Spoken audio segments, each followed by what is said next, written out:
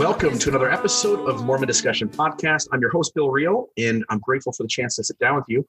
I've got my buddy is here with me, Chris Bloxham. Chris, how are you doing this morning? I'm doing great, man. How are you? Good. I'm excited to have this conversation. You and I have been talking in the pawn shop the last few days about the Lord's Supper. And the reason we've been having this conversation, pawn shops are cool places. If anybody's in Southern Utah, come stop at Family Pawn in Hurricane, Utah. I manage the store there. Chris is here almost every day. And we're always just talking Mormonism in our downtime. It's the thing that you and I find interesting. And recently, our shop acquired these old vintage, heavily silver-plated sacrament trays. And you and I were having the conversation about, because these were the trays that were used originally when the church moved away from a one cup or goblet system to moving to individual cups. And you were sharing like, hey, Bill, this is a really fascinating story. And as you and I were going back and forth, I just thought it would make a great episode. So I'm grateful that you're going to sit down with us today, give us a little bit of your time, Chris, and have this fun conversation for listeners. You've been on the podcast several times. I'm happy to give you a second to introduce yourself if you'd like, and then we can jump into it. No, man, that's good. You know who I am. Yeah, I know, and the listeners know. If you want to get a feel for Chris, I think a great episode to go back to is the episode that you and I did, and your brother Clay may have been on this one as well. But we talked about the first vision, and it was just a great episode. And I think people get a real feel for your humor and your personality in that one. I want to start off.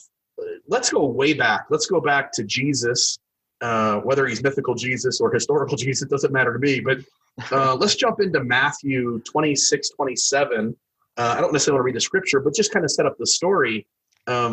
We originally get Jesus Christ initiating the sacrament as he's sitting around with his apostles just before Judas is about to betray him.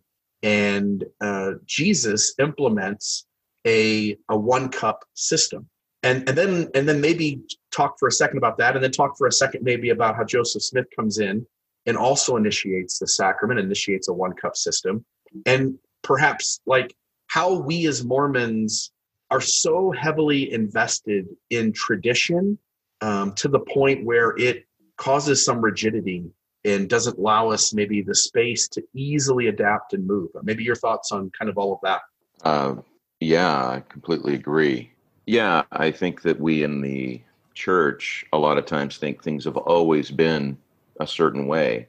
And our leaders kind of talk about it in that frame of mind that everything has always been this way. It's been this way since Adam and Eve. And that's what makes the gospel so unique, is that God has given us these doctrines and they've been pretty consistent throughout time. Yeah, and so you've got Jesus giving us the sacrament, and they're all drinking from one cup. And again, we're going to get into this as we hash through all this information, but all these guys have got beards. I mean, shaving just isn't easy. Nobody's got a nice 5-blade razor to throw out on their face every day. And so beards become kind of the norm throughout early human history leading up to the modern era. And then you've got Joseph Smith, again, reiterating the sacrament with a goblet or one cup system. And really, it's disgusting, everybody drinking from one cup, but it's the way we do things. And so we press through and we do it. And it's not until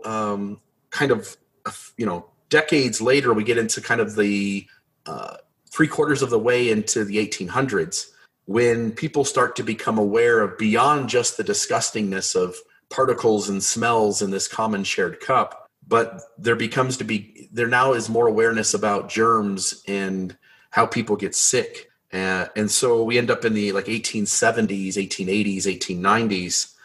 There begins to be this conversation of how unhealthy drinking water, contaminated drinking water can affect people. And Christianity seems to be picking up on this generally, and denominations are beginning to have these conversations. And Utah is somewhat isolated away from the rest of the country. And so because of that isolation and insulation, they can kind of distance themselves from having the conversation until a little bit later on. But maybe talk for a moment about, what kinds of illnesses are going around, what kind of conversations maybe are happening, or any other thoughts you've got kind of in this early spot before the church starts to take this conversation seriously. One of the very first times that the church really takes a hard look at how the sacrament's been administered is in the 1890s, when it used to be the custom of all the members in the ward to kneel at the same time that the high priest was blessing the sacrament. And there was this issue was brought up because it was so noisy and was a disturbance to the sacredness of the ritual that the leaders decided to let's do away with that and let's not have everybody get on the ground and kneel. But this topic of the sacrament was the topic for the first, for about 15 years in the church. Like today, we might say that the topic in the halls of a typical ward building is LGBT issues, or I don't know, blacks in the priesthood, whatever it is, the social issue of the time. This was that. This is what people were talking about in the halls, the changes that were happening to the sacrament. Yeah, and we've had this thing happen in Mormonism. We talked about it kind of briefly a moment ago, but it applies to every facet. When we talk about the temple, these were the ordinances, this was the mode, this is the exact way, this is the one-piece garment that we have to stick with. These are the very handshakes, tokens, signs, symbols we have to give. This is the exact order we have to do things in. Mormonism is very dependent on the membership perceiving consistency and perceiving its doctrines as not changing. Like if God's the communicator and prophets are the listeners and they are trustable, then whatever information comes forth from prophets being said to have come from God needs to be consistent and stay the same. And yet, as we go through all this information, we're going to find that anything but happens. Maybe we can go to, I've got this little story here from the Murray First Ward. We'll do a little bit of a time jump. We'll speak about this for a moment, but then we'll move backwards and we'll talk for a second about Brigham Young's disdain for doctors and some of the other things that are going into play. But this Murray First Ward in 1916, the Murray First Ward had the remains in a sacrament cup tested by the Salt Lake County Physician's Office in March 1916. And the physician found not less than 6 contagious diseases. Dude, you're big on germs, Chris. What do you think about drinking out of a cup that had 6 contagious diseases in it? Oh, I think I would have been one of those Mormons that would have been sent to Bunkerville or someplace, because I don't think I would have been taking the sacrament unless you were. There's nothing saying something about the Mormons that are in Bunkerville? That's a whole other episode. I'm just saying that members of the church, if they weren't in favor with Brigham Young, got sent to some pretty bad places. Yeah. Drinking out of the one cup, 6 contagious diseases. That's pretty disgusting. Yeah. I think you would have had people pushing to be the first ones in when the church opened in the morning and not be number 250 in the back, Yeah.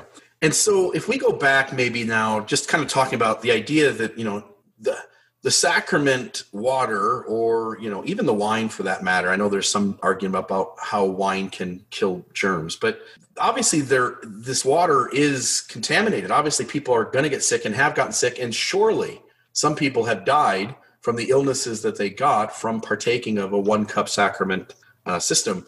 But, if we go back in time, Brigham Young maybe kind of setting up the church's reluctance to change here. First is the tradition that Jesus implements the sacrament. Joseph Smith implements a 1-cup sacrament. I've got a quote here from Brigham Young. It says, Utahns may have improperly protected themselves from sanitation problems since their arrival in the 1840s. For in the spirit of self-sufficiency, church leaders tended to instruct the saints to take care of their own health needs. Brigham Young even publicized his disdain for doctors. Doctors in their medicines I regard as a deadly bane to any community. I am not partial to doctors. Perhaps this position resulted in poor sanitation in Utah, particularly in Salt Lake County, from its founding until the late 1880s. Brigham Young was resistant to a lot of things, doctors being one of them. And I wonder if there's any connection here to John C. Bennett and him coming into town and kind of, in a sense, fooling some of the upper leaders and gaining trust and then abusing that trust. And then maybe the Brigham Young just thinking like, hey, I've seen doctors kill people left and right, which would have been the norm for society then. And to just trust your own gut and to kind of take care of things yourself. Because if you call on a doctor in the 1800s, there was actually very little chance that things were going to get better for you. The modes of solving serious problems weren't really that great. Your thoughts on Brigham Young, maybe, and any ideas you have about his resistance to change and wanting to keep things kind of status quo? I'd never thought about the John C. Bennett link. You might be right on that. He certainly didn't like John C. Bennett. But I don't think it was that atypical in rural America in the 19th century to not really trust doctors that much. Like you said, you call in a doctor and, there's a good chance you're going to die anyway. So I think that people in rural America were relying on themselves, on home remedies, on cures that have been passed down through their families. So I think that probably found its way into the church culture in, the late 19th century. Yeah, and you even got, Joseph Smith's brother, Alvin, becoming ill. We don't know exactly what happened, but some suggestions are maybe his appendix burst. And the doctor comes in and, takes this this medicine of calomel and wraps it up in a ball of mercury. And they just stuff it down Alvin's gullet and make him swallow this thing. And the belief in the day was that this ball got stuck somewhere in his gastrointestinal tract and ended up just plugging him up. And then he just died like 2 days later. And, I just think as you're saying here, as I'm pointing out, just the trust of doctors would have been minimal. It may have been good to go to them for a thing or two that we knew that they were good at. But for the most part, calling a doctor felt like, about a 50-50 chance of making things worse or better. Yeah. No. So your thoughts here, what kind of interesting information are you got in front of you that as we're having this conversation starts to nudge or press upon the church to start making these kinds of changes? Well, I guess I just have some thoughts on it in that the reason that we started to change in Utah was because it started to become very popular in newspapers to talk about sanitation in the 1870s, 1880s, and 1890s. There were some articles written that estimated that over 1 million deaths a year were caused by the common drinking cup at the public fountains. And we should talk about this. Let me stop you for just a second. The public drinking cup. Like I go to a water fountain, I push a button, water comes out in this stream, and I take a drink and I let go of the button and the water stops coming out and it goes down the drain, whatever was left. Tell us about the public drinking cup, because I didn't know we did this. And I've got pictures pulled up on my computer. This is insane what this was. Have you seen some of these photos? I have. There should be a photo of the public fountain on Temple Square. The cups all hanging from a chain. The bigger cities would have multiple cups hanging from chains so that people didn't have to wait very long in line. I think it's important to remember that science usually leads the way in these things, and that there was a doctor in, I believe, Chicago, Dr. Alvin Davison, who was a professor of biology. It was in Ohio. That's where he was teaching. And he noted that one student at Ohio State University infected the entire student body with the measles. So there were doctors that were speaking out and trying to get cities to ban using common cups at these fountains because it was a public health issue. Utah didn't ban the public cup, until 1912, way behind the eastern cities that were making the changes. And, the typical argument is, well, we're not like those cities back east. This is Utah. This is us. We don't make changes because of popularity and social pressure. Yeah. And this one cup fountain, I'm just looking at one of these pictures. You got 7 guys standing around a little, it's almost like a bird bath. And if we're honest, the birds probably were hitting that thing, before the guys got there for their lunch break or whatever. You're a bird. Why would you want to hang out at the fountain? Right. And so there's this bird bath full of water with a little thing coming out of it. And there's 4 or 5 chains hooked to cups. And these men with all their fancy hats on, they're dipping their cups in this water, this still stagnant water, and then drinking it and then putting the cup back so the next guy can use it. It's a miracle that we didn't all just die in a pandemic. I know some people did, but it's insane with the modes that we use that more people didn't get sick and die, and we didn't catch on to this quicker and get rid of this. But you're right. The conversation's happening for the most of the world in the 1870s, 1880s, and surely by the 1890s. And then the church is finally tackling, not the church, but the state of Utah is finally tackling this one cup system in 1912. Bill, when you said the church, or you said the state of Utah, not the church, I mean, they're really one and the same. Yeah, they're interconnected. You and I live here, man. You know how much the church and politics are intertwined. I wanted to point out from something that we talked about a few minutes ago. When the state of Utah passed the law in 1912 banning those common cups, there was a carve out, like there generally is for the church, because the new law didn't prohibit the cup's use in congregations of worship. I just think it's interesting that it's been going on since the beginning, that when laws are passed in Utah, the church is very aware of how those laws could affect any of their rituals, any of their mechanics of their system, and use their influence to get those exemptions written into law. Right.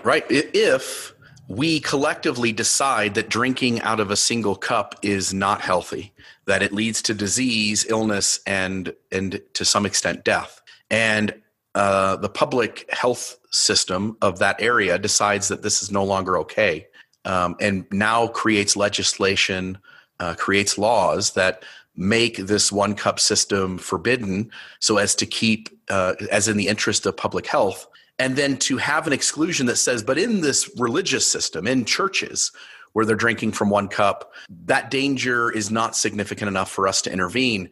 That does seem like an interesting juxtaposition of why would we allow it for this when it's just as dangerous? It's not like those guys' germs in that room are any less.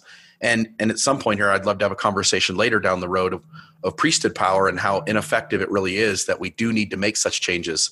But in reality, religion shouldn't be exempt from this. If we're in the interest of public health, we also need to say, like, this is dangerous inside the system too, and hence it should have changed there as well, correct?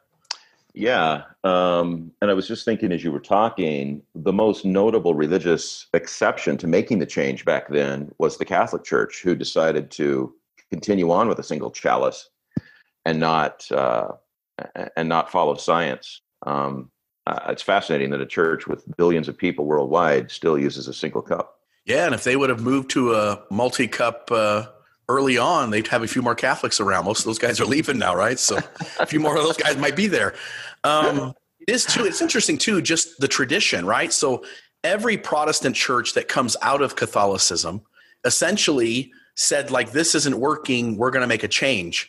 And so their history is built on the acceptance that changes do happen and that shifts need to occur, and that in order to protect this thing called Christianity, we need to break away from this particular system.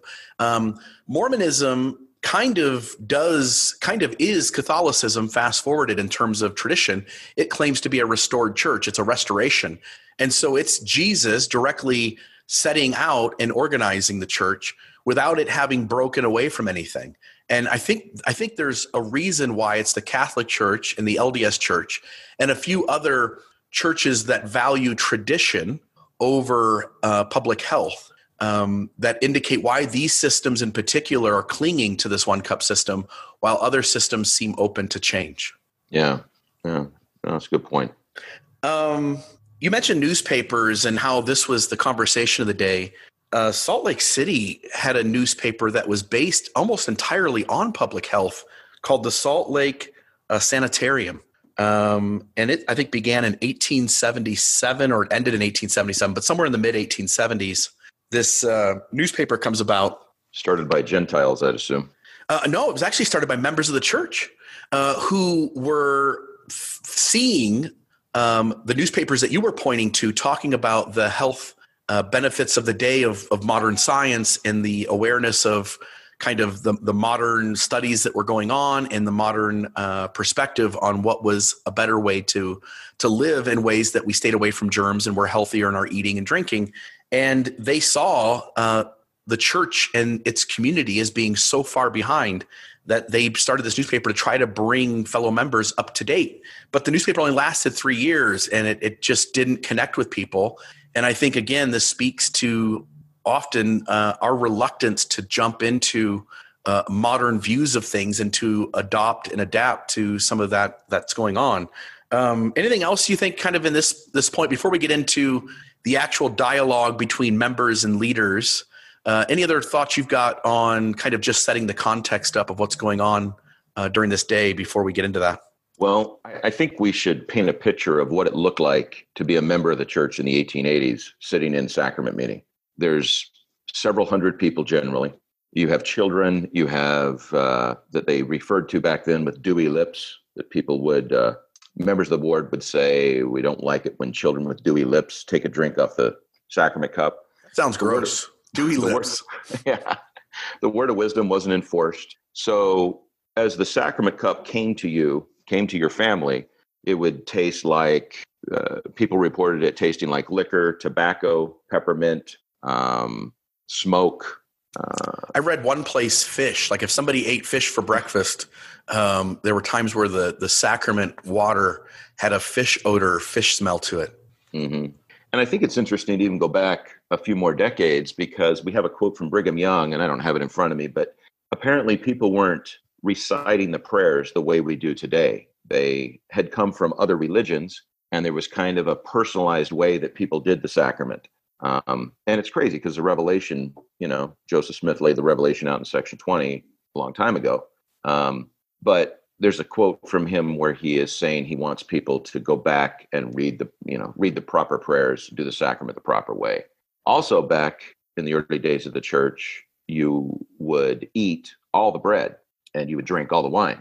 It's essentially like the Lord's Supper. Like you would eat till you had your fill, which I didn't even know until I attended a friend of mine's fundamentalist breakoff church, and they do it the way that the early Mormons did, with everybody kneeling, everybody drinking out of one cup, and everyone eating all the bread. And they also use the very best bread. It's kind of interesting. In our church, we use the cheapest bread, the 2 for $1 bread. So I just want, for a moment, Chris, let's talk about like you guys and your church attendance. You guys always sit at the back of the room, right? You guys always go into the overflow area, the basketball court, and you guys pull up a chair there, and you and your family, that's where, when you guys go to church, that's where you guys sit, right? Yeah, we like to sit in the back. We're kind of back row. What's your reason for that? What's the mentality of choosing the hard metal seat while all these other people sit in those soft pews up at the front? Because I never did that. I hated going to state conference and my wife having us run a little late, right? I always wanted to be an hour early so I could get a soft seat. And right, I'm always want to be the first one there. And, sitting on the front row. Oh yeah, I want to be seen. Yeah, how am I going to get a high on your face if I'm not at the front of the room looking up at these guys? All done up against your neck, all tight. Oh yeah, white shirt and everything. And you go to the back and sit in these hard chairs, and you and I get along well, and we see the world very similar, and yet 10 years ago, you and I wouldn't have liked each other, because I would have seen you as a boundary pusher, and me as the guy who's absolutely fitting in at all costs. And tell me about sitting in the back for a moment, because then I want to ask you something. Yeah, we our family kind of started doing that, I don't know, when our kids were little, but by doing it, we noticed that the people that sit in the back are oftentimes the less active families, the single people that have slid in, because they're running late, and kind of liked the vibe in the back. It was a little bit of I don't know. We enjoyed the people in the back that had some obvious, they either were late for church or they didn't quite want to walk in front of everyone else and be embarrassed. We like that. So now let's put you in a time machine. Let's take you back to the 1800s. You and your family go to church in 1870. Sitting in the back is going to be a problem because the people at the front are going to start on that cup. Chris, do you suddenly become a front row sitter, or are you just not taking the sacrament? Oh man, that's a tough call. Because I know you're not drinking out of that cup. There's no way. I'm looking at that cup with all that food floating in it, and yeah, I'd probably be one of those guys that pass it on, and then everybody else whispers, "What's going on?" He must, Yeah, he must be looking at adult nudie magazines or something. Yeah, whatever the porn of 1870 was, I don't know. That brings up an interesting point too, which is the workarounds that people had for when the sacrament got passed. Talk for a moment about how people would try to cheat the system and drink out of the clean area of the cup, but how that would backfire. There's a quote from Sanpete County by James Jacobs, who said, It was interesting to watch people as the water goblets were passed to them. Some would carefully turn the goblet so they could drink right over the handle. Others placed their hands on each side of the goblet and tipped it up, but did not actually touch their lips to it. Still others sipped obediently, then wiped their lips vigorously with handkerchiefs to remove any trace that might have been picked up from the previous drinkers. One thing that's interesting is that so many people were turning the cup to drink over the handle that quickly became the most used spot on the cup. I'm sure we would have had some tricks, a screen or something, or I don't know, pour it through a handkerchief and drop it into your mouth. I don't know what I would have done. It would have been hell, man. And the first time, I can just picture you, the first time that you get like a fish odor in your sacrament water, I could just see you going like standing up going like, what the hell, bros? Like, what the hell? Which one of you fuckers just ate? Which one of you just had a slice of salmon for breakfast? Which one of you guys just had tuna and crackers? I mean, you could just see the anger and frustration that you or I would have had now. I wouldn't have had it 10 years ago. I would have been like, well, the obedient do drink from the cup, so let's be obedient. But today I would have been like, what the hell, man? Which one of you guys decided to eat a mackerel for breakfast? Yeah, so I just, these workarounds didn't work. Everybody had a mode of trying to get the cleanest water out of the cup. And the reality is by the time it got past the 10th guy, everything on that cup had been touched already. Every trick had been tried. And then these beards, the crumbs that would have come off these beards, again, we take the bread first and the water second. I know why we do that. We all want to take a drink after we've just chewed some dry food. But the reality is we probably should have been drinking water first and then partaking of the bread. And again, whatever people had for breakfast, pieces of food still stuck in their teeth. Brushing teeth was not an everyday common occurrence. Just the disgustingness. I wouldn't even drink after my kids as a functioning human being. And in the modern era, I wouldn't drink after my wife or kids. I tried to stay away from foods and drinks that my kids had. And my wife is like, come on, man, it's just your own kids. And I'm like, no way, man, that's disgusting. So I don't know. This is such a strange thing to consider the nastiness of this process. You can still find these cups on the secondary market that are collectible now. Very, very collectible. And the ones that I've seen, the two that I've seen, have had bite marks around the rim. So it wasn't just take a drink from these children. Sometimes they would sit and just chew on it, obviously, since these two cups had a lot of teeth marks around them. Ooh. Or maybe the adults were chewing on them. I don't know. Ooh. That's so gross. I read somewhere that, the kids, there was always this debate about whether the kids should take the sacrament, and people, again, you talk about the dewy lips. They even created like a mock sacrament cup. I read some story where some of the wards were creating mock cups to pass around for the children so that they could think they were being part of this ordinance. And in reality, they never were able to or allowed to drink from the cup that actually had the blessed sacrament water in it. I thought that was interesting as well. The Catholic Church, I want to read a quote here from them because I think this deeply applies to how the LDS Church perceived itself at this time, and it'll set up our conversation as we go forward now, starting to talk about how this discussion begins to take hold, and the church begins to, as it always does, accommodate progressive ideas that hold truth to them. And so in Catholicism at this time, in the late 1800s, here was a quote that came out of the Catholic Church in regards to the common cup. It said that they were reluctant to gravitate towards progressive ideas, and foregoing the common cup would reflect a, quote, secularization of the Christian creed, because they would be adjusting their doctrine to accommodate modern trends. Instead, they wish to remain a confessional, ritual-oriented denomination, refusing progressive ideas that they felt threatened their religious observance. Mormonism always sees change as disruptive. It always sees change as being potentially more bad than good.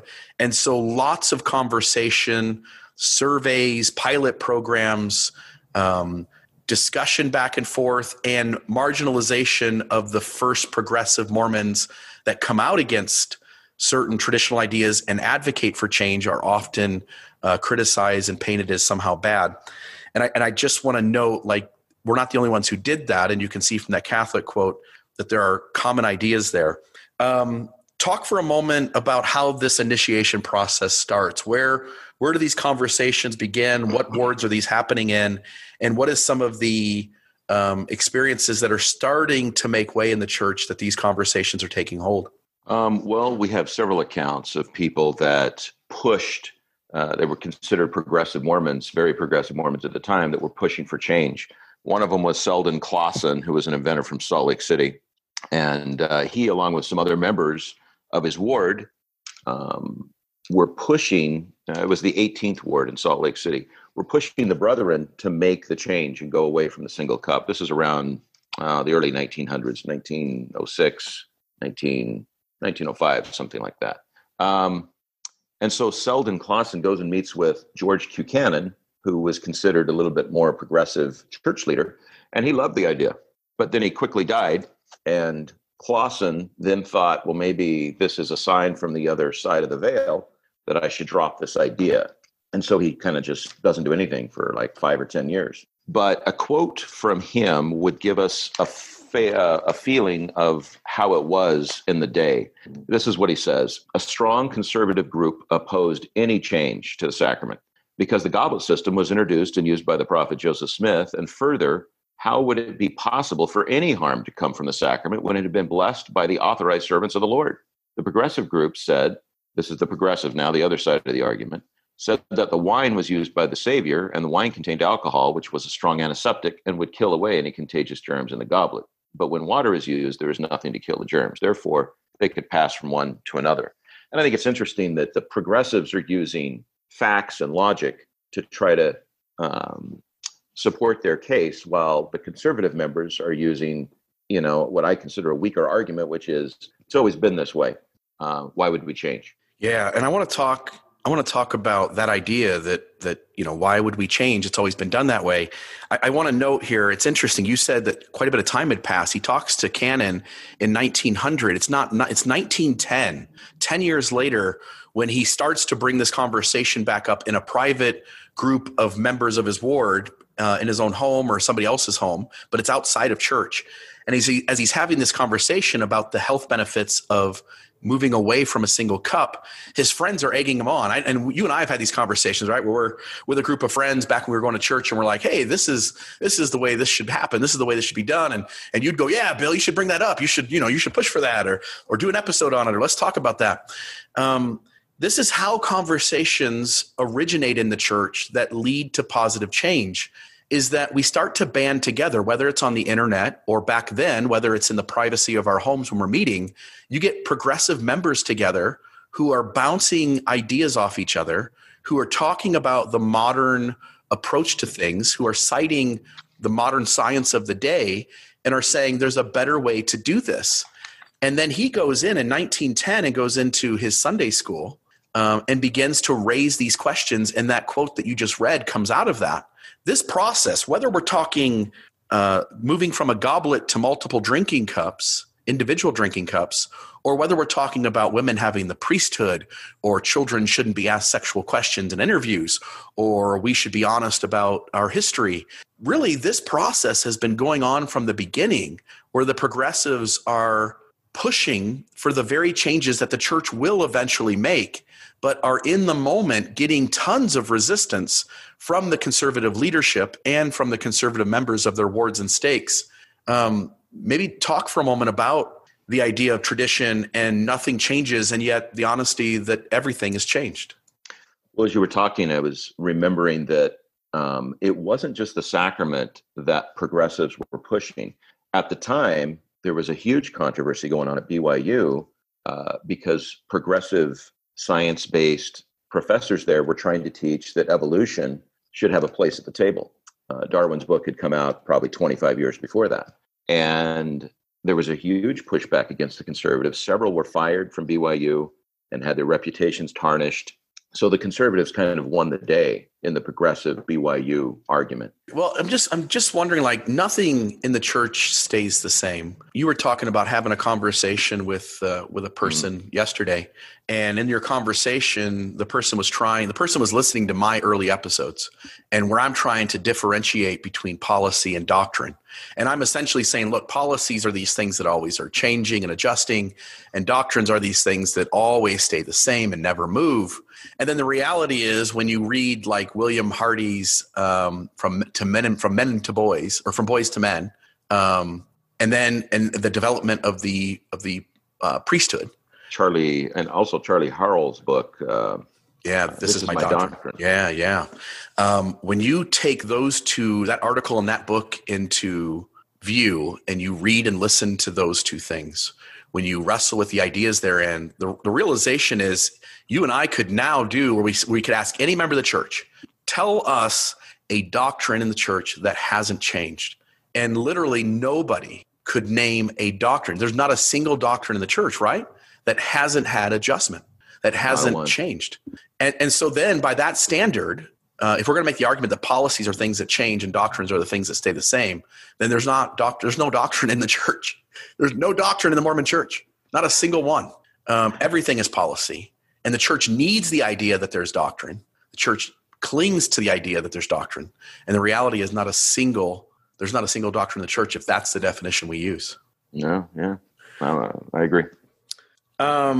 This conversation happens in the Sunday school, and there's all this pushback from the conservative side, and the progressives are like you're saying, they're stating the data of the day and they're using logic.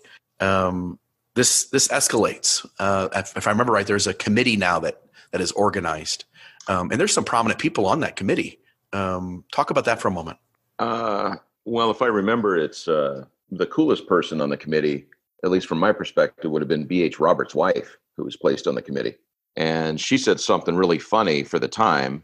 She said, I would rather be on that committee than be the president of the Relief Society. And I take that to mean that she would be someone that I would like, and that she doesn't like germs either. So she'd rather be on this committee where she can actually make some real change and affect real lives rather than in an administrative Relief Society president role. And she seems to recognize, right, the nod, wink, wink. I don't get to do shit inside the Relief Society presidency, but inside this committee, we're actually getting somewhere, and these conversations are vibrant, and people are free to share their opinions, and we are chasing down the data, and we are going to make some kind of substantial, meaningful change in the lives of members. That the juxtaposition of these two organizations and the reality of what the Relief Society was in the 1800s.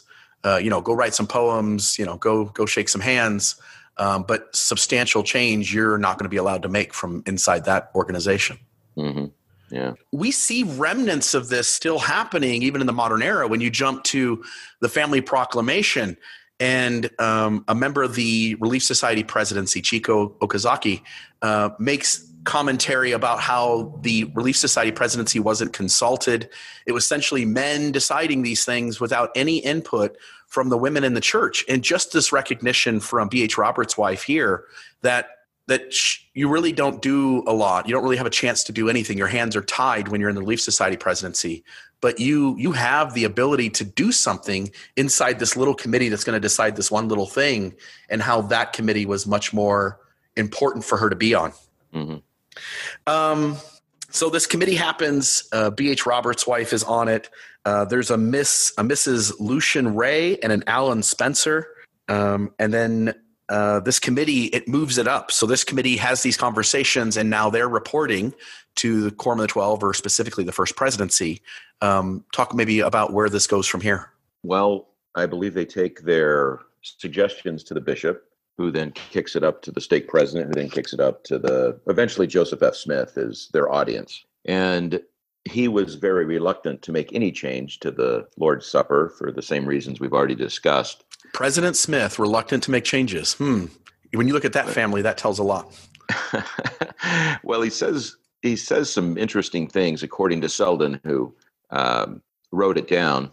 He said that President Smith said, quote, he didn't think the saints would approve of any change to the sacrament service, and he didn't want the failed attempt to be charged against him as the prophet. So President Smith then says, I have it. I have the idea. I'll turn the matter over to the Council of the 12. Then they can take the blame if there's any failure, which very interesting peek under the hood of a discussion.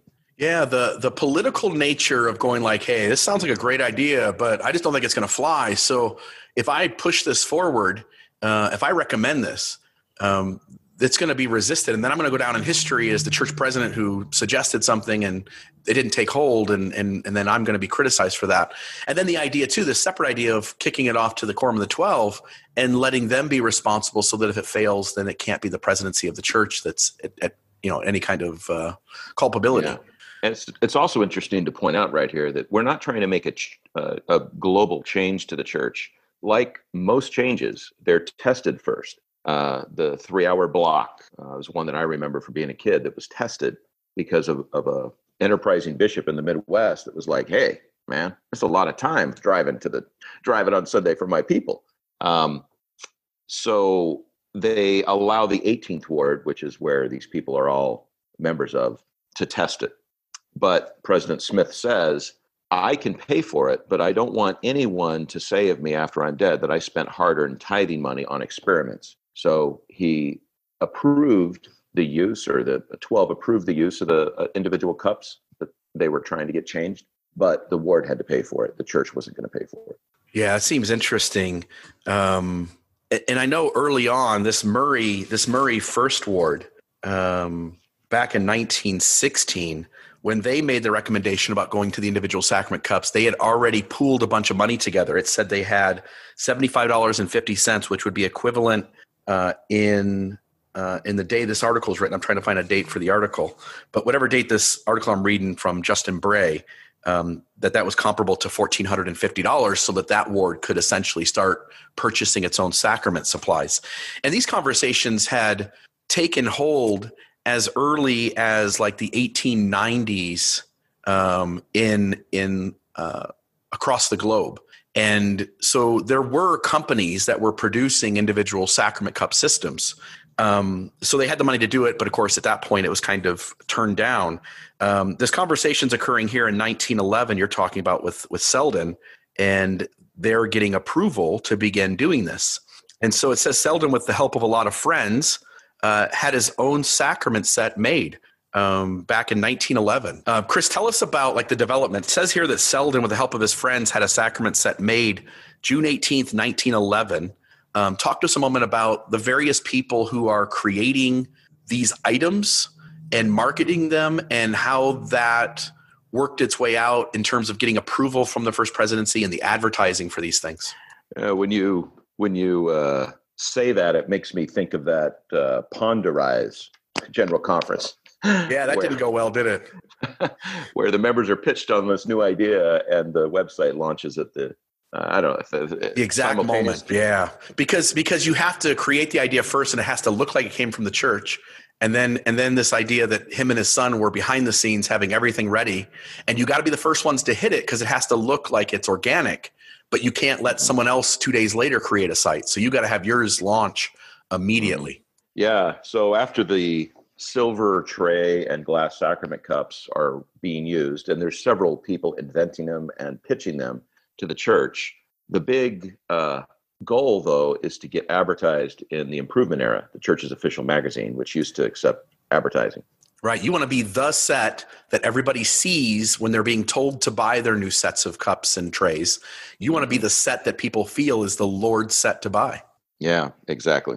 So there's another guy in the Ensign stake in Salt Lake City. His name's Jacob Schwab, who in 1912 decides to compete with the glass cups by making his own silver cups. But he put his name at the bottom of the cup on the outside, so that when the participant drank, his ad would show at the bottom of the cup. And it's kind of enterprising. You got to give the guy a little credit for thinking outside the box, trying to get his name out there.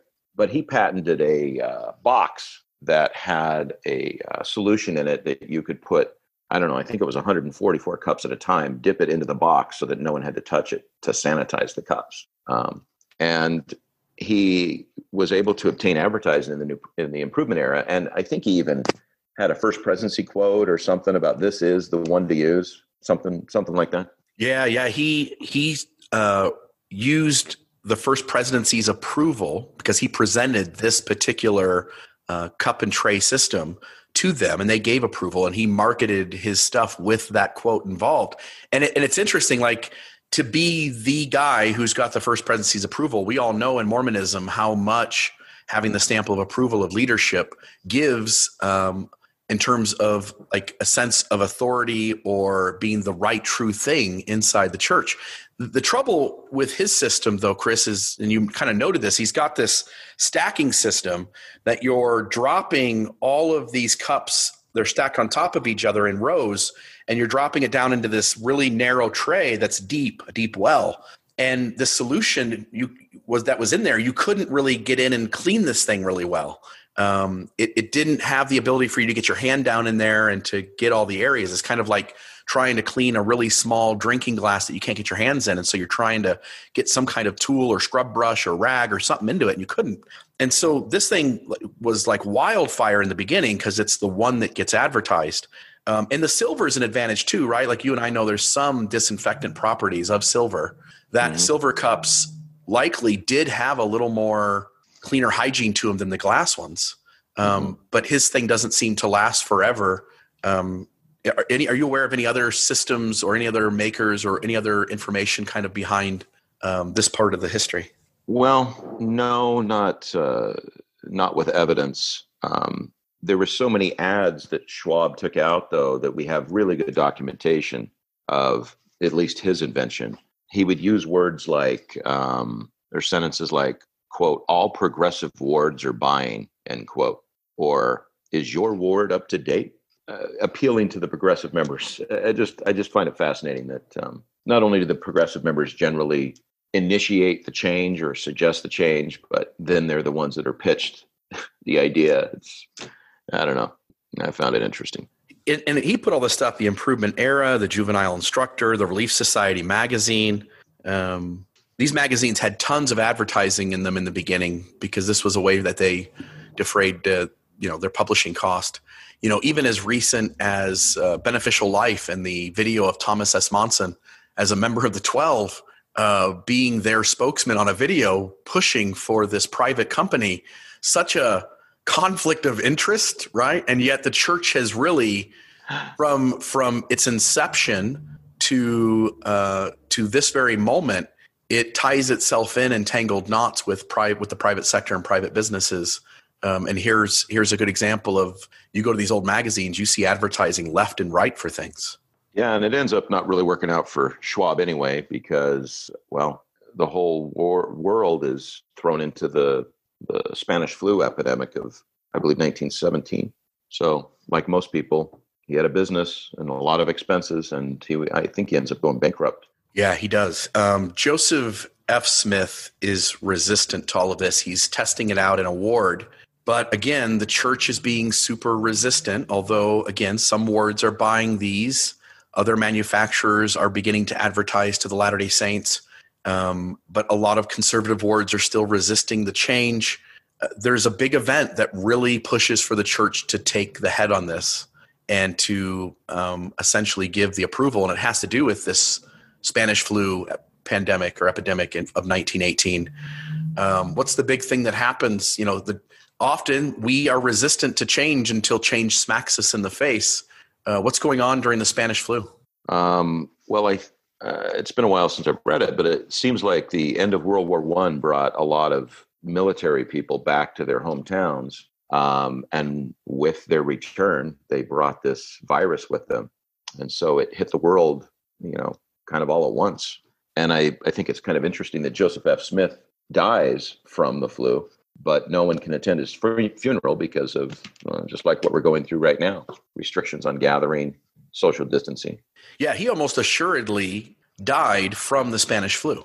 Yeah, and this was a bad way to die. The Spanish flu would, what's it say? It would cause deep brown spots to appear on the victim's cheeks, and thick bodily fluid would begin to overwhelm their lungs. So where you drowned in your own fluid in your lungs. Yeah, with COVID-19 happening right now, we hear these stories of people on ventilators and their lungs are filled up, they're not operating, and they eventually just, like you say, drown or choke to death or suffocate to death, not being able to breathe. And this would have been the same kind of horrible symptoms that a lot of the folks who died from the Spanish flu, those are the kinds of symptoms they would have experienced, minus no real, no extreme number of ventilators or the modern medicines to help these folks. Yeah. And so Joseph F. Smith dies from this. They can't go to the funeral, as you point out. This has got to be a huge prompt. I don't want to say prompting because that leads to us talking about spiritual things, but a secular prompt that they're behind the times and things have got to start moving, right? Mm-hmm.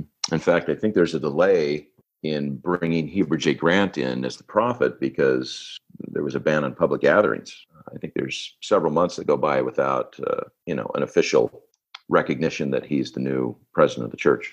Yeah, in fact, November 19th, 1918, President Joseph F. Smith dies of pneumonia, a lung inflammation caused by the influenza virus. And then it says that, again, as you pointed out, nobody was allowed to attend the funeral. No public funeral was held, and Heber J. Grant was not sustained until June 1919 because the influenza epidemic had delayed the church's semi-annual general conference in April. Mm-hmm. And so there is this delay. And so this tends to kind of be a wake-up call to the church that they've held old ground, and that old ground isn't fertile, and they need to start making the move. What happens from there? They make the move fairly quickly at that point. I believe in 1921, Heber J. Grant's, first presidency letter states that it's recommended that the wards all move to individual cups, but it's not required. And so there's a lag, again, kind of like, there's a change in the garments or any other change. It takes several years before everybody's on board. And the church seems to always play this tiptoe game, don't they? They always seem to play this little game of like, when it came to the word of wisdom, let's leave the older members alone, but let's expect the newer members to do it and the younger members to do it. When it comes to the temple garment, we'll keep making the one piece. And if people want to wear that, they can.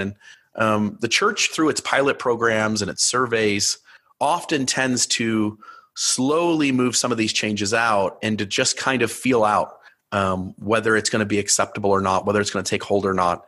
And for the listener, that certainly is a different way to see how the church makes moves versus God talks to the prophet. Hence, the prophet knows that the change is going to be the right thing. Hence, there's no need to do a pilot program, no need to do a survey, no need to test something out in a ward or a stake somewhere.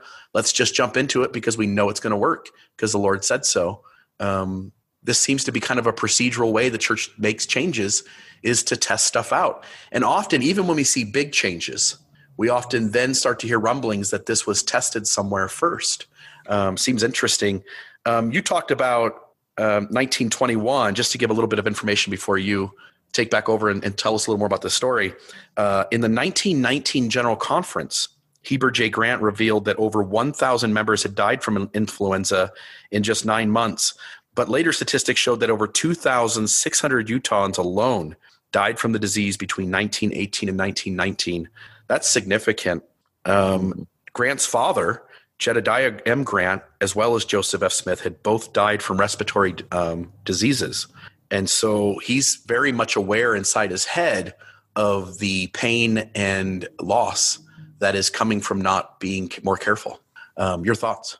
No, I completely agree. Heber J. Grant is kind of seen as there's a transition between Joseph F. Smith and Heber J. Grant. Joseph F. Smith was, he remembered seeing his father murdered in Carthage. He remembered seeing his body in the mansion house as, I believe, a 5-year-old. So there's a shifting of gears between the Joseph F. Smith presidency and the Heber J. Grant presidency. And one of them is that Heber J. Grant was much more willing to make changes that the church had been reluctant to make up until then, and the sacrament being one of the very first. This kind of becomes this wake-up call. You've got Grant serving on the board of directors and as vice president of the Utah Public Health Association. So this is between 1916 and 1924. So there's some data that points to him kind of being progressive. As you're pointing out, he has a much different ground he's holding than Joseph F. Smith. And there was some bad things about it too. For example, Joseph F. Smith had taken a softer approach to polygamy, or at least the plural marriage families that we had stopped practicing plural marriage. But it wasn't in his mind to essentially hunt down people still practicing or engaged in the principle and excommunicate them. Heber J. Grant took a very hard line against that, and went and sought him out. Interesting. We talked about these ads showing up in the Improvement Era, Juvenile Instructor, Relief Society magazine. It looks like kind of the last thing that kind of happens here is 1923. The Improvement Era and the Juvenile Instructor, the church's primary publication arms and chief organs for spreading information to the saints, began printing definitive instructions regarding the sacrament.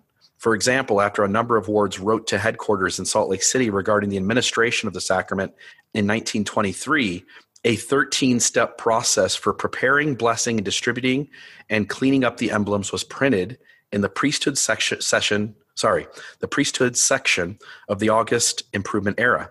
These instructions stress that the sacramental water must be distributed in individual glasses and carried in trays. Ideally, someone was also to pass empty trays to gather the glasses so as to save time. The article even directed priesthood holders to properly sterilize individual cups after each sacrament meeting. There was no mention of a common cup in these procedures or any other ensuing church publication. So here we see in this final move in 1923, the death of the goblet, the chalice, or the communal cup being used in Mormonism. Talk for a moment. I think we need to hit on it here. All the changes that the sacrament has incurred, because we like to say, again, doctrines don't change. And one of our doctrines is the sacrament. Talk for a moment about all the changes that have ensued over time that you're aware of. Well, going back into the 1900s, we've hit on some of them already. The sacrament consisted of wine and bread that people would eat, the members would eat until they were full. Women participated in the preparing of the sacrament, in that they were in charge of the linens and the cleaning of the cup and the trays that were used.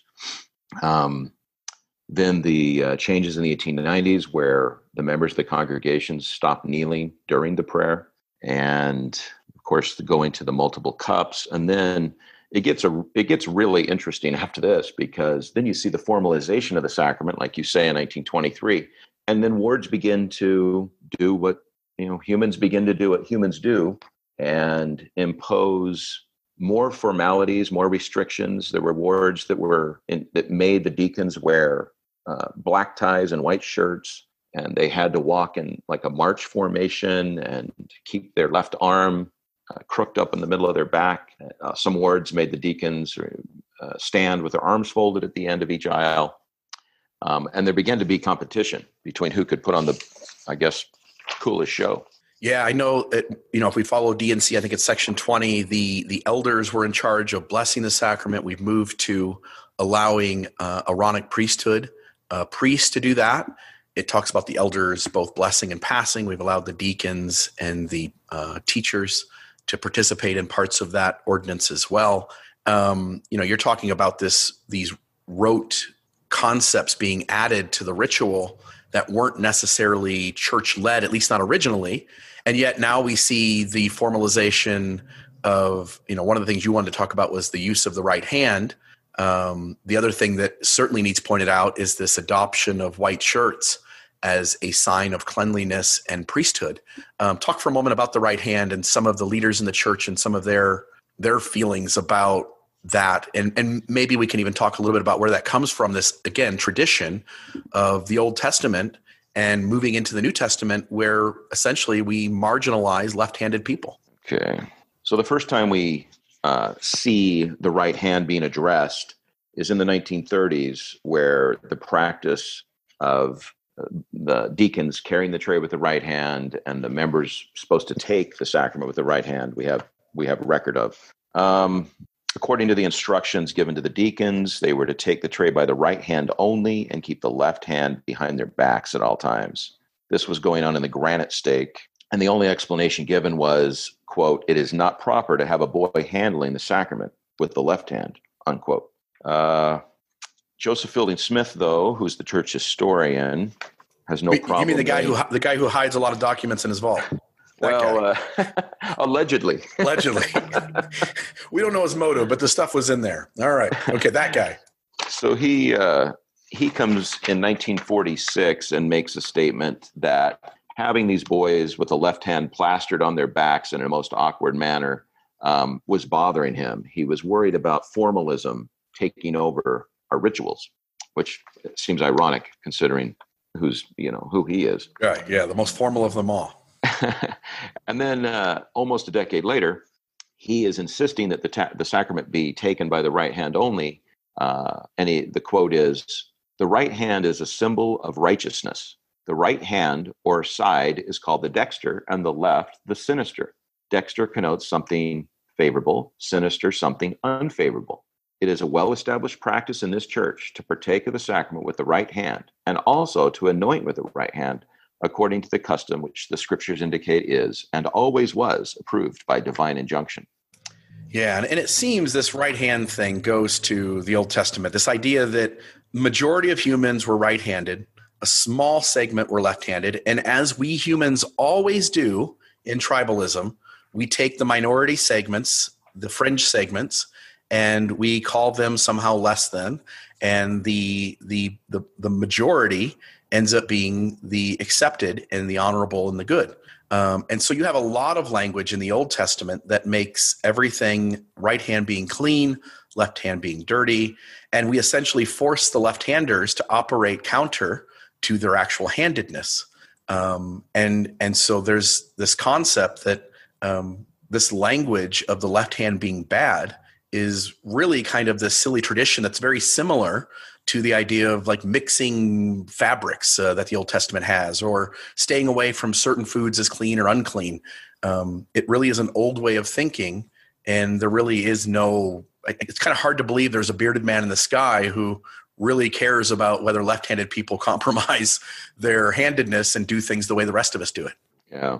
And at the same time, with the right hand and the uniforms that wards were requiring that the deacons use, there began to be wards that had more means, were trying to elevate the sacrament to almost what would the word be? Almost a performance. Certainly, they weren't trying to take away from the sacredness of the ritual, but in trying to elevate it, I think things kind of got out of hand. Yeah, and so there's this story about the Hollywood steak in Southern California. Let's see here, the author of the article. Let me skip up here. Robert Simpson. "We Thank Thee, O God, for a Prophet." BYU Speeches, June 24th, 1986. It says, "In what was then called the Hollywood steak in Southern California, I was performing my duties as a young deacon, assisting with the sacrament service each weekend. Our new chapel had just been dedicated. It was beautiful. We were so proud. We even had a separate sacrament alcove behind the bishopric seats on the stand. Bit by bit, we tried to enhance our sacrament service. Red velour drapes were installed to be drawn apart at the precise psychological moment. Smaller drapes revealing a picture of the Last Supper were drawn just before the sacrament prayers were given. All of the deacons wore white shirts and black bow ties. And last but not least, we had worked out a system of musical chimes to signal the opening of the drapes and the sacrament prayers. It was the most beautiful and dramatic sacrament presentation ever devised in any dispensation. Even the stake president was impressed, so much so that he invited President Heber J. Grant to come down and see the church's new Hollywood version of the sacrament. President Grant accepted the invitation and witnessed what turned out to be our final presentation. We were taught in unmistakable but kindly terms that what the sacrament service should be. I'll never forget that lesson. It was valuable not only to me, but to everyone else in that ward and in that stake." You can just feel this, right? The stake president sees this and he's excited, like he's proud. It's his stake that created this thing. And in Mormonism, we're always trying to go like, look at us honoring Christ even better. And then here comes a church leader to put him in his place and say, we don't do that. So he thought he was going to get some kind of recognition that was positive, and instead he stopped in his tracks. Yeah, it's a great story. Any other thoughts here before we wrap up? It seems like we've hit all the high points of the data here. Is there anything that we're missing, something else that we need to go into? What are your thoughts kind of closing up the episode? No, I think it's important to note that these advertisements for sacrament trays and such, and the debate continued on into the 1950s until the church provided uniform trays to all wards and branches across the globe.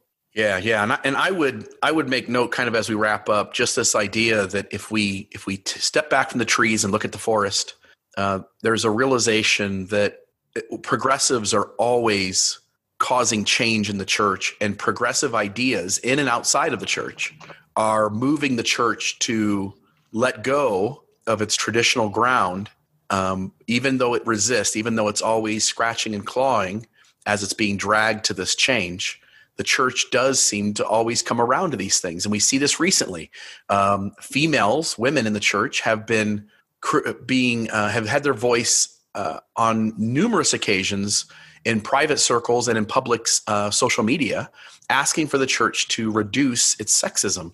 And only recent do we see significant changes made to the temple to reduce that.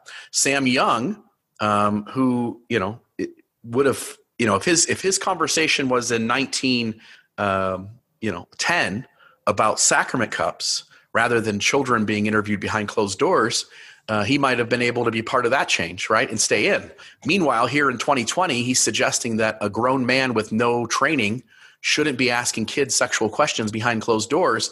The church excommunicates him and then follows up by making a change, which is giving permission for two adults to be in the room. Not exactly the change Sam wanted, but certainly better than what we were. Kate Kelly gets excommunicated for pushing for women to have the priesthood, and she's excommunicated. Immediately following, the church makes more space for women to have a more visible and more influential role within church councils. You see the church, there was a moment in a conference where all of us were collectively begging for people of color to be called into the Quorum of the 12. It didn't happen that conference. The very next conference, Elder Gong and Elder Suarez are called into the Quorum of the 12. And so you see the church respond in every social issue by saying, nope, we're not doing that. We're not changing. And then in the end, the progressives eventually win, even though we lose a few along the way. They have to be the scapegoat for the pressure being put on the church. But change eventually happens, and it really is the progressives that move the church, and it's always changing, and it's the conservatives, including the leadership, that seem to always be trying to stop those changes, eventually slow those changes down, and eventually give in to those. That seems to be what Mormonism, and to some extent what humanity is. No, it's really well said. It's sad in a way, but I guess predictable in a way, right? Yeah. What are we if not creatures of habit? What are we if not creatures that say this is the way we've always done it? How many times has you done something, and then you say someone goes, why do you do that? And you go, I don't know. My mom told me that's how we do it. That's just the way we do things. So often raising my kids or doing things in church or doing things at a job, we just do things the way we think things are supposed to be because someone showed us that way. And until someone shows us a different way and we see our confirmation bias gets out of the way and we see the value in the new way of doing things, we're often resistant to that change. And, on this issue and every other issue within Mormonism, prophets seem to be more of a barrier and a dam to healthy change rather than being literal recipients of the words of God and being the first or at the forefront of that change. Yeah, that's actually very personal to me because as a member, I wanted to know why we did everything. I wanted to know the origin of the temple ceremony. I wanted to know how we developed garments. I wanted to know why we had 36 cups in the sacrament tray. I wanted to know why we met for the length of time. I just was fascinated with how we had come up with the way that we practice. But eventually it ran into a bishop who said, our family is just wolves in sheep's clothing, by even knowing the history of how we became who we are. So in some regards, I feel like one of those progressive Mormons that's been, that didn't, maybe I'm 10 years too early on some of this stuff. Yeah, that's just it. If you are Dr. Lowry Nelson and you're just a little early, you get told, watch what you say, be careful. And on the other side of the change, you're just the most reasonable, rational Mormon. And it's the other guy who's holding on to old theories, who's the crazy guy. And time seems to always be on the side of the progressive Latter-day Saint, even if it ends up being punishment in the moment, which is, as you're pointing out, you've incurred for just talking about the history in accurate, compassionate ways. it's gotten you and your family marginalized. So it's interesting in, you and I researching this topic of kind of realizing this topic is symbolic and kind of representative of progressive Mormonism collectively, and where data and science and truth seem to always be on the progressive side, and it seems to always be this leadership collectively and these conservative members who marginalize those at the front end of this who have the truth and who have better ideas and better ways of doing things, marginalize them with shame and peer pressure and sometimes church discipline. It's unfortunate, but that's what made this topic kind of fun. It was progressive Mormonism in the late 1800s, early 1900s, and kind of fun to see ourselves in these people. Yeah. You and I talk about what's the church going to look like in a generation or two. And I think we will see the church move on all these issues. I know it's controversial to say that LGBT people will be able to be married in the temple, but you and I have come to this conclusion many times as we've debated it. How can it not? It's inevitable. Yeah. It's inevitable. But right now it seems like a hill that the church is willing to die on.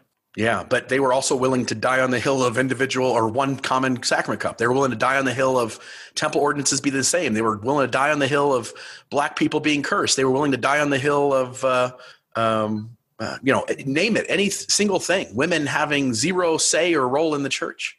Every single hill they've been willing to die on, only to 20, 30, 40 years later, finally say that God was talking to them way after he talked to everybody else and telling them that they should be doing what everybody else has been pushing them to do anyway. So why wouldn't LGBT people be included in the plan of salvation within a few more decades? Mm-hmm. Yeah, it's inevitable. Appreciate the time, Chris. I love anytime you and I get together and have a conversation. One of these days, I want to just sit down with you and just have you tell your life stories. There's some fun stories in your life that I'm aware of that I think would be really fun and enjoyable to the audience. So maybe sometime here soon, let's you and I sit down and kind of just talk about your experience in the church. I think you're an interesting person because you've been deeply involved in Mormon history and a collector of Mormon artifacts and memorabilia of some sort or historical items for a long time. And it's made my job interesting as I've had a chance to interact with you and with this history and your knowledge of it since you and I have been out here together. Oh, thanks, man. Thanks for the compliment, Bill. That's nice of you. You're welcome. Anything else before we close? No. I look forward to seeing you later today. Perfect. That'll be fun. See you then. Yeah. And have fun, everybody. And I hope you guys enjoyed this episode.